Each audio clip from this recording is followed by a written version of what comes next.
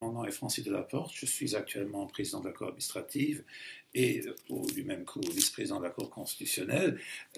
Quelque part, je suis un magistrat atypique, je ne suis pas entré en magistrature dès le moment où j'aurais pu entrer. Le système il veut toujours que le moment idéal, paraît-il, pour entrer en magistrature, c'est au moment de l'examen de fin de stage judiciaire, suivant le système ancien, c'est-à-dire qu'on regardait bien pour les avocats de l'époque que si après 2 ou 3 années de stage, ça dépendait, ils réussissaient bien à l'examen de fin de stage judiciaire, et c'était le moment où alors les magistrats qui étaient correcteurs regardaient quels étaient ceux ou celles des avocats qui pouvaient entrer en magistrature. Ça, c'était l'ancien système.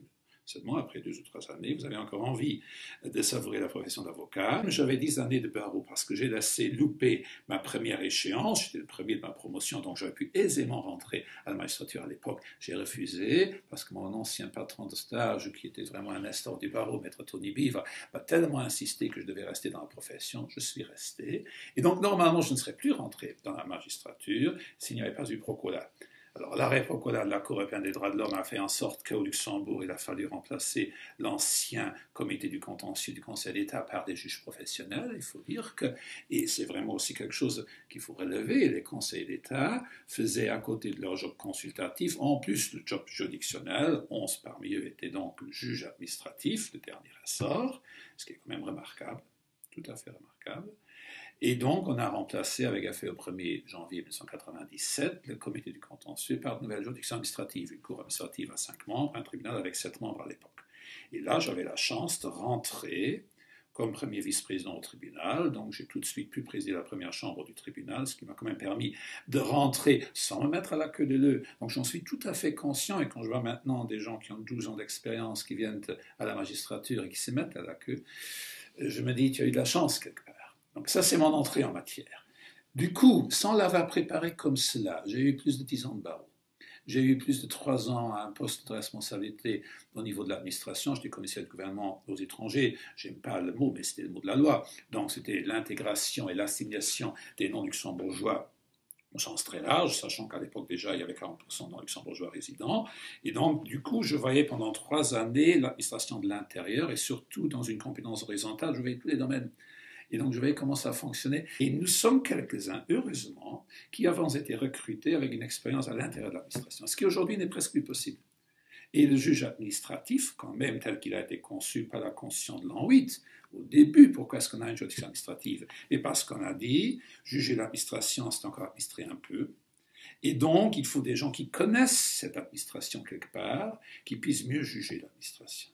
Or, avec notre système de recrutement actuel, qui a beaucoup d'avantages, nous ne recrutons plus de gens qui ont de l'expérience au niveau de l'administration. Et ça risquera d'être un problème et de remettre en cause la légitimité du juge administratif, qui justement devrait être celui qui connaît mieux l'administration que tous les autres.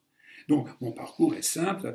J'ai été premier vice-président du tribunal de 1997 à 2005. Puis j'ai accédé ici à la Cour à la fin de l'année 2005 en devenant d'abord premier conseil, puis en 2008 je suis devenu vice-président et maintenant en 2015 président. Et donc maintenant ce qui est très intéressant, c'est du fait d'être à la tête des juridictions administratives. Déjà en tant que vice-président, j'ai eu la chance, mais suivant le système de désignation par l'Assemblée conjointe des 2 cours supérieures de justice de la Cour administrative, de devenir juge constitutionnel en 2008. Donc je suis celui qui a le plus d'expérience au niveau de la Cour constitutionnelle en termes de durée. J'ai la mémoire quelque part là-bas. Et donc j'y suis depuis 8 ans. Et c'est très intéressant aussi de voir les 2 juridictions. La juridiction administrative où vous statuez au fond des choses, et puis la juridiction constitutionnelle qui regarde la seule question de la conformité de la loi par rapport à la Constitution, et qui doit se poser aussi la question, mais notre juge de renvoi, qu'est-ce qu'il va faire avec notre réponse? Nous répartissons les affaires en nombre, à ce que chacun reçoive le même nombre d'affaires, y compris le président. Ça, c'est la tradition. Mon prédécesseur, M. Ravaran, l'a introduite ainsi. Il est vrai que le président de la Cour, et je m'en rends compte maintenant, a beaucoup de missions particulières où il doit représenter la Cour, où il se retrouve dans toute une série de commissions. Et donc, le problème pour le président, c'est qu'il perd, entre guillemets, beaucoup de temps avec des missions particulières qui lui incombent. Il peut déléguer certaines choses, mais pas tellement. Et donc, du coup, le temps qui doit rester, ces plages de sérénité, comme je dis toujours, où tu plonges dans le dossier, se font plus rares. Donc, notre procédure est écrite, mais l'audience est publique, donc les clients peuvent arriver à l'audience. Et souvent, vous avez maintenant de plus en plus d'affaires d'urbanisme, d'aménagement du territoire, qui cachent derrière elles des conflits dans le voisinage. Jadis, c'était des servitudes, c'était des histoires de limites de propriété, de bornage et autres, typiques du juge de paix. C'est un beau mot d'ailleurs, le juge de paix. Je suis d'avis que tous les juges doivent être juges de paix. Et on l'a dit dans un arrêt récent à la Cour également, et la Cour doit apaiser les conflits qui existent entre parties. Et souvent, il existe des conflits. Alors maintenant, il y a des moyens autres, la médiation, la conciliation, ça a toujours existé. Et c'est très important, et même au niveau du juge administratif, je souligne l'importance de la conciliation. Toutes les affaires ne sont pas conciliables, surtout en droit administratif. Il y a des questions de légalité, de régularité, de procédure, etc., où il n'y a rien à concilier. Mais il y en a quand même, surtout en matière d'urbanisme, de voisinage, protection de l'environnement, autorisation de construire en zone verte, etc., où la Cour doit statuer en tant que juge du fond, donc juge de la réformation, où tous les aspects de fait doivent être pris en considération, et très souvent, en tant que juridiction de dernière instance, nous organisons une visite sur des lieux pour bien voir où se situent les véritables problèmes, et pour apaiser la situation avec une solution qui puisse tenir compte vraiment de tous les éléments, de toutes les coordonnées du dossier. Et parfois, même assez souvent, on arrive à concilier et à trouver une solution. Que de leben danach, il y a une vie après. Je pense que le juge est là pour dire aussi, avant que je ne dise le droit, je vous prêche la paix. Nous sommes bien imbriqués.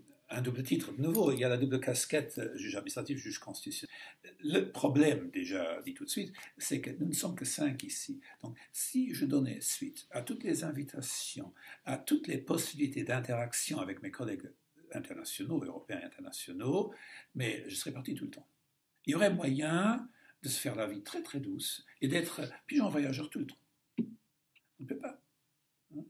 Notre core business, c'est quand même de rendre justice et d'évacuer les affaires qui nous sont posées. Il y en a de plus en plus. Donc, il faut malheureusement ménager nos efforts. Donc, on met un effort certain sur la CA Europe, et nous trouvons que ça nous apporte le plus. Dans le contexte de la CA Europe, il y a le Benelux encore.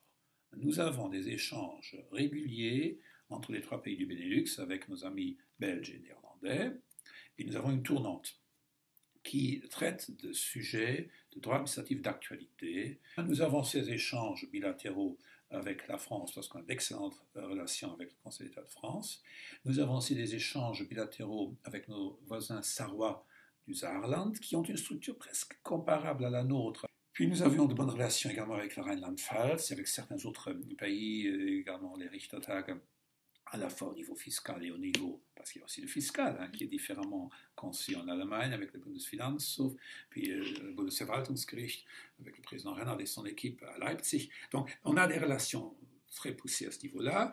Puis nous sommes impliqués pour le droit administratif toujours dans l'Union internationale des juges administratifs. Et là, je peux dire pour des raisons de timing, on a dû laisser louper la conférence qui se tient tous les 3 ans, qu'on a dû dire. Normalement, c'était le vice-président et moi-même qui étions même immatriculés, puis on avait dit en dernière minute, ça ne peut pas. Ça ne marche pas, ça coince. Au niveau simplement du timing. Je vois pour les autres juridictions, mais ils ont des conseils qui ne font que ça.